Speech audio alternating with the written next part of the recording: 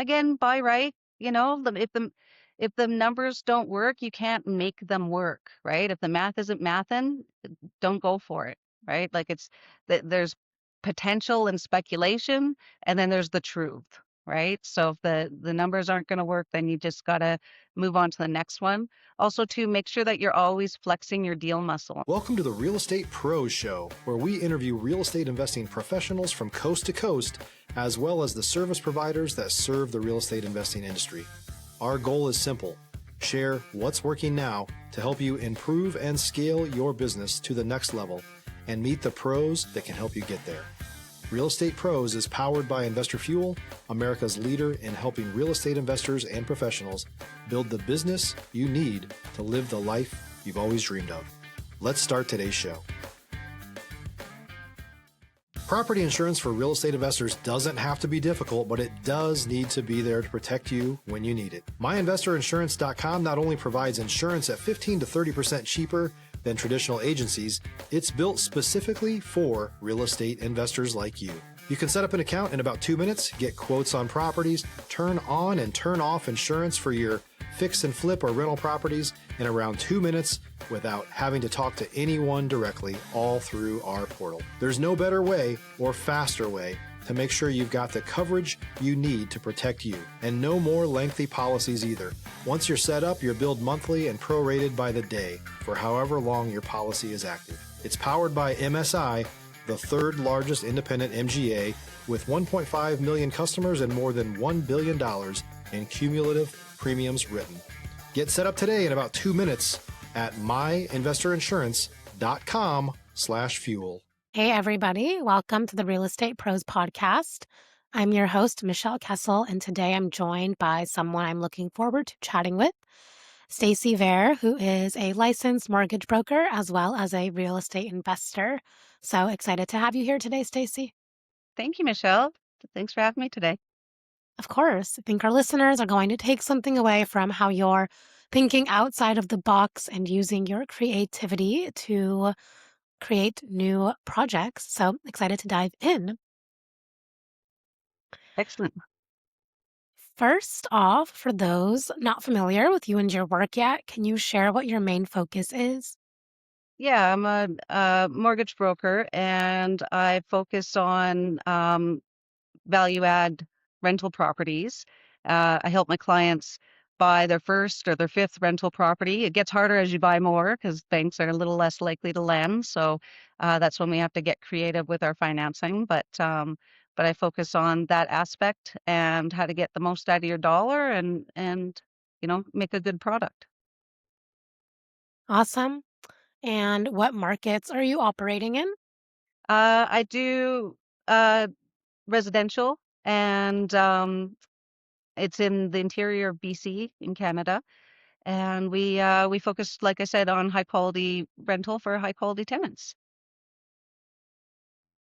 Awesome. How did you get started as an investor? Well, years ago, I'm also a financial advisor, and I could see that my more affluent clients had bricks and mortar real estate within their portfolio as well.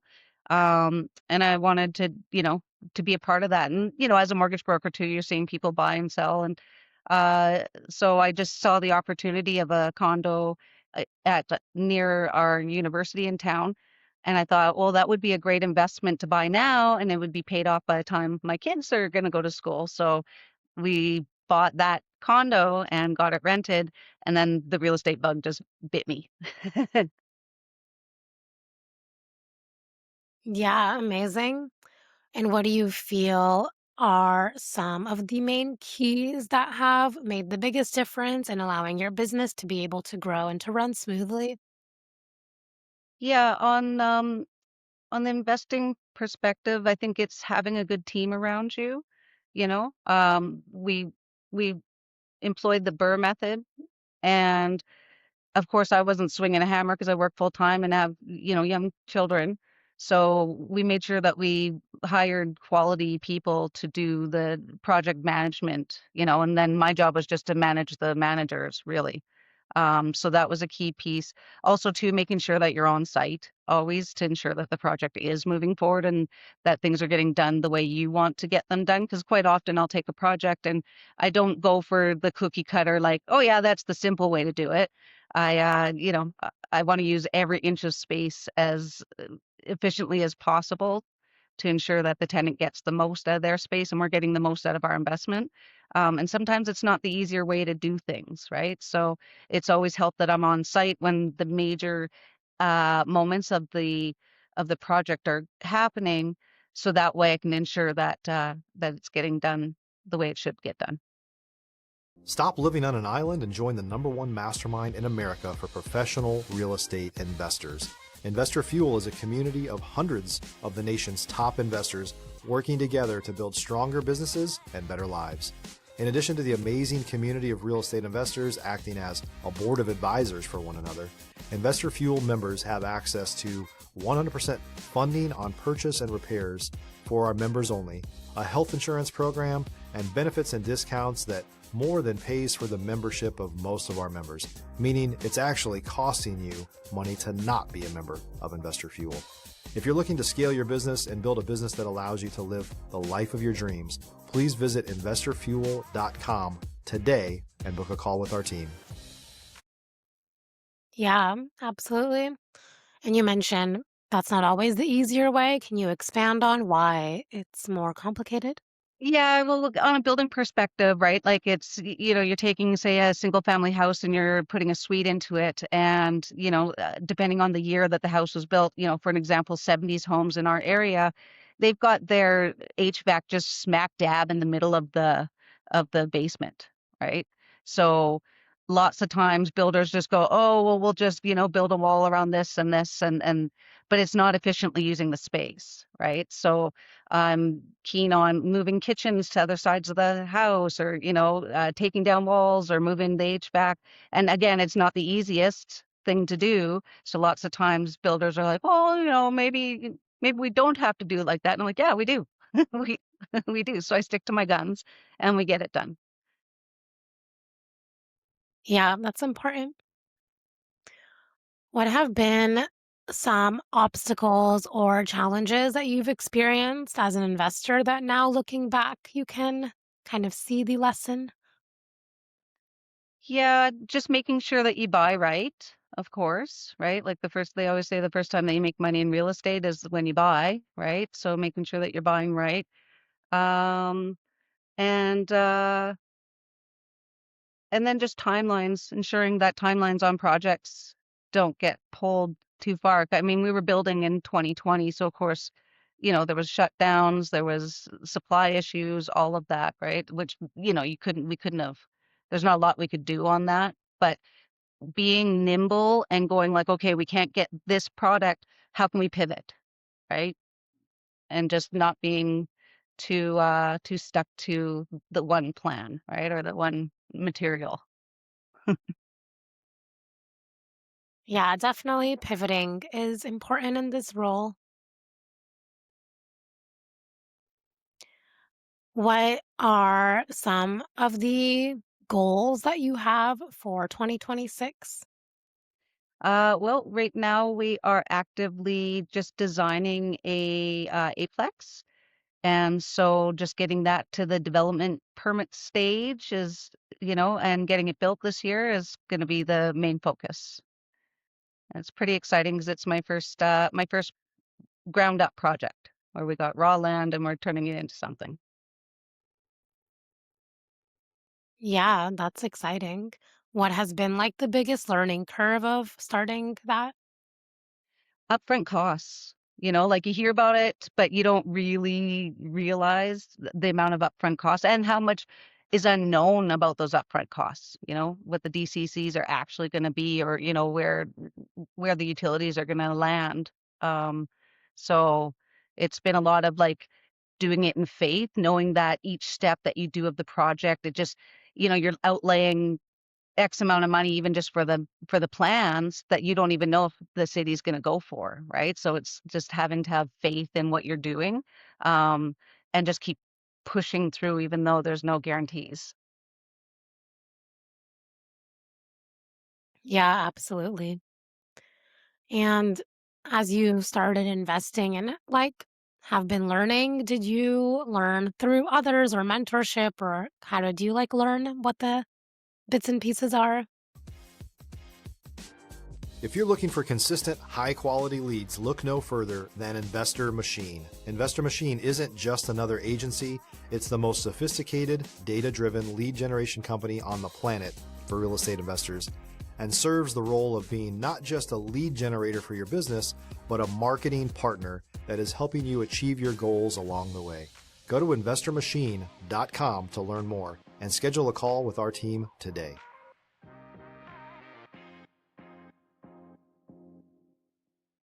Honestly, I learned through podcasts. I just listened to what other investors were talking about, what they were doing, what worked in their business, what doesn't work in their business. Um, and I just kinda took it from that, as well as, being a mortgage broker, I have real world experience seeing, what other people are doing in that respect too, but a good m most piece of it was, the peer to peer was listening to podcasts and just kinda going like, "Oh, okay, yeah, what I'm going through right now is normal. This is a piece of the puzzle," or, hearing some of the pitfalls and going like, "Okay, I gotta watch out for that. I gotta make sure that that doesn't happen to me." There's a real estate group in town as well that meets periodically, and I recommend to anybody out there that if you're really serious about real estate, you try to find some peers that you can, get together and chat with and get ideas off of and deals and that sort of thing. Absolutely, it's invaluable. Yeah, definitely. What like would you share for those investors that are starting out that you wish you knew? Again, buy right, if the numbers don't work, you can't make them work, right? If the math isn't mathin', don't go for it, right? Like there's potential and speculation, and then there's the truth, right? So if the numbers aren't going to work, then you just got to move on to the next one. Also, to make sure that you're always flexing your deal muscle. And what I mean by that is analyze a ton of deals all the time. Like even if you're not even in a position to buy yet, constantly, see what's out there, get to know your market, get to know the market around you, and start analyzing those deals. So that way, I'd equate it to a play where it's the dress rehearsal. You you rehearse so many times that when the actual play's on, when it's go time, you've done this enough times that you're confident enough, even though it's your first time, you can pull it off because you practiced so many times. Yeah, absolutely. And I still do that to this day. I spent like hours the other day looking at a commercial deal, like probably about 4 hours, just trying to make the math work, trying to think about, how could we add value, all of that sort of thing. Um, just so that way I keep on keeping that deal muscle strong, right? So if the right thing falls in my lap, I know how much it takes. I know what I want to do with it, all of it. So I'm prepared. Yeah, that's important. And you mentioned that you're pretty creative when it comes to like the deals and the spaces. Can you expand on that process for you?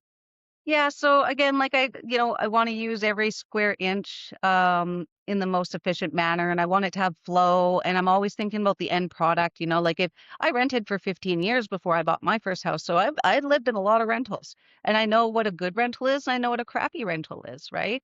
Um and so we want to always create high quality spaces for high quality tenants. And I just think if this is also the rule of thumb for me, if all of this implodes, can I move in here? Would I move in here? Right? And that's how I kind of base all of my deals and base all of my designs from is would this be could I live here? You know? And going on off about being creative, for an example, I have a s- a space under my house that's underneath like a carport kind of idea. And I could vision it. I could see the suite today. And I brought it to the builders and they're like, "Yeah, no, it's much easier if you do this other space." And I'm like, "No, no, no, no. We're not doing it the easy way. We got to do it we got to do it the right way. We got to use the space." And so I ended up creating the space and now it's done and people will come down, they'll see the suite and just be blown away. I can't believe you did this with the space, right? Like I just, you know, I can't believe you envisioned this and now it's here. So it's kind of cool. Yeah, that's awesome. And what are you most focused on solving or scaling to next in your business? If you're a new or newer real estate investor looking to launch or grow your real estate investing business, please check out Investor Fuel Club. It's a coaching community, but unlike anything you've ever seen before. And you can actually partner with members of our mastermind from coast to coast on deals right in your market. There's no better opportunity to build a consistent business than to literally partner with pros to help you avoid costly mistakes, avoid the need for capital to do deals, and help you eliminate your fears as you're starting your business. Learn more about Investor Fuel Club at investorfuel.com/club. Yeah, so the build right now is absolutely going to be my laser focus for 2026. Um, and then, we're going to see where that takes us. I've always wanted to do multifamily in a commercial sense as far as like apartment buildings or, mixed use. So I think that'll be the next, logical step in the journey. Yeah, amazing. And as far as your mortgage broker business, are you working with investors through that as well? Yeah, I do probably like a lot of residential, but a part of being a financial advisor is recommending other ways in areas that they could be making money. And so, of course, rental property, if a client has got that same kind of drive and time and ambition for it, I absolutely, uh, you know, I don't know if counsel's the right way, but advise on how they can get there, and then I help them with their mortgages. And there is a tax loop here in Canada. It's commonly known as the Smith maneuver. And so I definitely help my clients understand what that is. I educate them about it, and then we put that into practice. Amazing. What are some misconceptions that you help those clients with and overcome? Misconceptions, I don't go out and find the real estate deal for them. If they bring something to me, I'm happy to analyze it though at the same time because I don't want anybody to get into anything that's over their head or, not prepared for. But uh, they need to be, spearheading the project, so to speak, right? I don't bring deals to them. Yeah, definitely. You mentioned when we were chatting before that you don't take no for an answer. Can you expand on some examples of that? So in that respect, if we're talking about the mortgage brokerage side, sometimes the deals don't file won't work for the debt servicing in the A space. So, traditional bricks and mortar banks. So I'm always making sure that it's like, okay, well, what about a B side? What about this? What about that? Have we thought about, these different aspects on that? Um, and making sure that we're just finding creative, we're getting the deal done. We're getting creative financing if we have to, vendor take back mortgages. I'm here to advise and to give those ideas. And then on my personal side, quite often people say, "Oh, I don't, that can't be done," or "That's not the easy way to do it." And I'm like, "Mm-mm, the easy way isn't the best way." I don't take no for an answer. I'm like, We can get this done. It's just going to take some more elbow grease. That's all." Yeah. So I don't shy away Yeah. from hard work. That's for sure. Do you have like a specific story where you were, not going towards the no and you made something happen? Yeah. Last year I was purchasing a fourplex, and traditional lenders didn't love my deal, and it was coming down to the wire. And I would not take no for an answer. So like I was on the phone for hours with lenders, just seeing, what can they offer? How can they make this work? How can we make this work? What more do they need? What else do we want to do? And then of course, dealing with the seller as well and just finding that perfect mix. to getting it done. And, at the last minute, at the 12th hour, the final hour, I got her done. So it was definitely a success. Yeah, amazing. As far as finding deals, is there something like a specific strategy that you have to look for? What would be the best fit for you? I think it's really important for if you're starting out to know what your criteria is. I used to at the very beginning, I used to shotgun spray. So I was like anything that for sale, I was like, ooh, let's analyze that. Let's look at that. Now for myself, it's multifamily. I'm not interested in single family or condos. I want to get the bigger bang for my dollar on that, and just moving up into managing more is my focus. Sorry. I don't know if I answered that question. Yeah, awesome. And what are you like hoping to accomplish as a real estate investor? Um, I would like to continue to give high quality housing to good people in my community.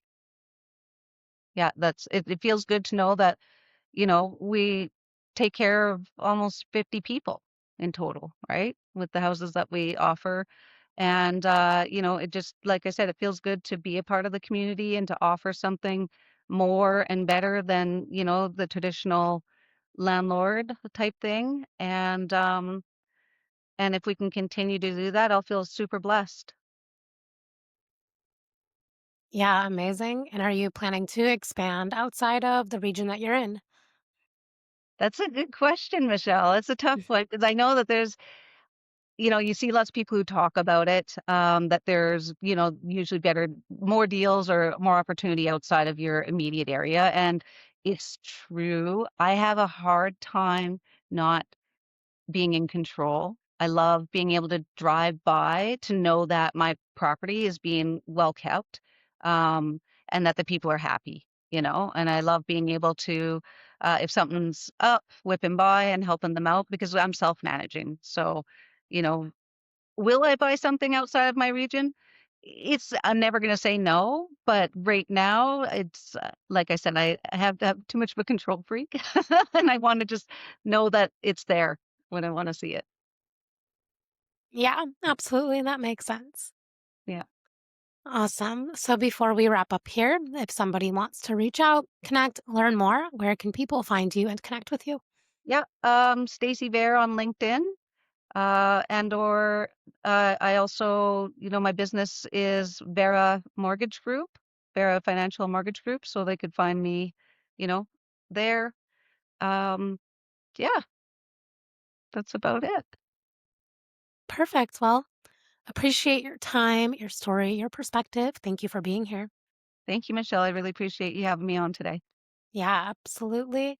And for the listeners tuning in to the show, if you got value, make sure that you have subscribed. We've got more conversations with operators like Stacy who are building real businesses, and we'll see you on the next episode. Thanks for joining us for today's Real Estate Pros Show. You can learn more about the amazing benefits of the Investor Fuel Mastermind community, including surrounding yourself with hundreds of other rock stars, 100% financing for your deals, and members-only discounts from vendors you're likely already using that, as a member of Investor Fuel, will save you more than the cost of your membership. Visit investorfuel.com to learn more. If you're interested in joining us as a guest of this show, please visit investorfuel.com/pros to apply. You can also check the show notes for access to free resources, how to get access to world-class lead generation, and much more. Don't forget to subscribe so you never miss another episode. Have a great day. We'll see you on the next show.